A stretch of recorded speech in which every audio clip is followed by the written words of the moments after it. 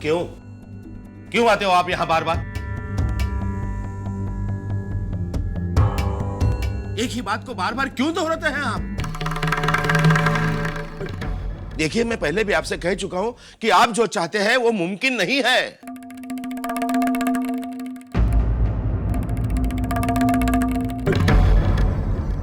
Vishwasrao, please आप मुझसे कोई उम्मीद मत रखिए।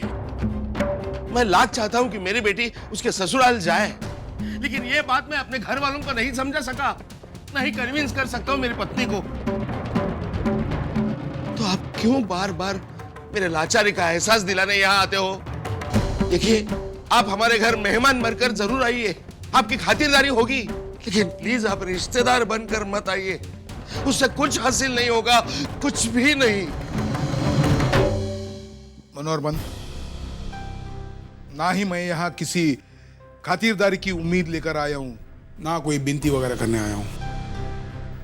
मैं ये जान चुका हूं, लाख हाथ जोड़ने के बाद भी मेरे झोली में अपमान और नाकामयाबी के सिवा और कुछ नहीं आएगा।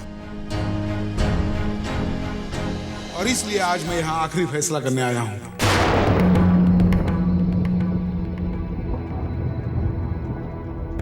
फैसला? हाँ, आज या तो अर्चना मेरे साथ हमारी बहू बनकर घर आएगी, या फिर हम इस रिश्ते को यही इसी वक्त हमेशा हमेशा के लिए खत्म कर देंगे।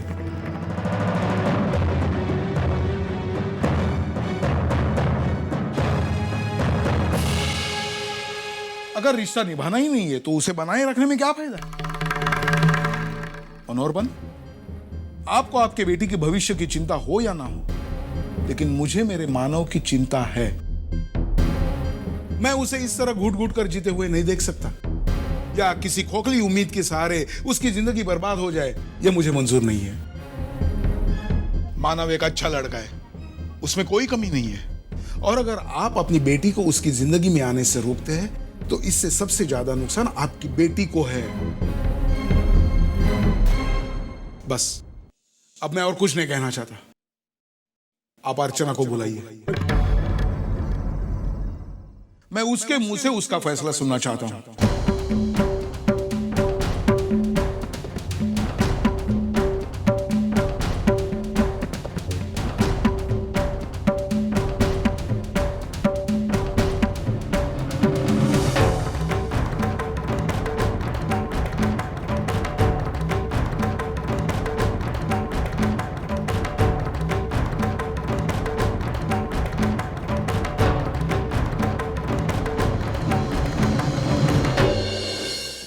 अर्चना, कोई चाहे कुछ भी कहे, लेकिन जिस दिन तुमने मानव के गले में माला डाली थी, उस दिन से लेकर आज तक मैंने तुम्हें हमेशा अपनी बहू माना है।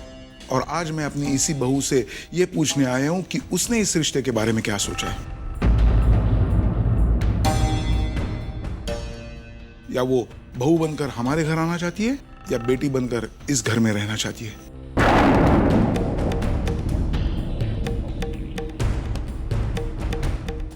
अर्चना, मैं कोई जबरदस्ती नहीं करना चाहता। अगर तुम ना कहो तो मैं अभी इसी वक्त इस घर से चला जाऊंगा, और फिर कभी रिश्तेदारी जताने यहां नहीं आऊंगा।